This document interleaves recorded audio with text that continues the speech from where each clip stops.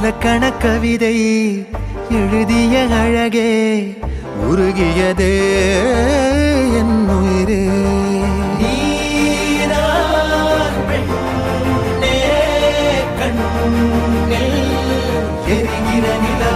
இலக்கண கவிதை எழுதிய அழகே உருகியதே என் உயிரே.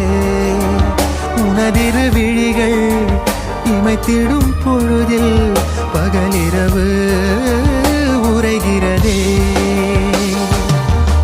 இதயம் கேட்குதே என் காற்றாக கனவாக கை வீசும் காதல் இவள் யாரோ.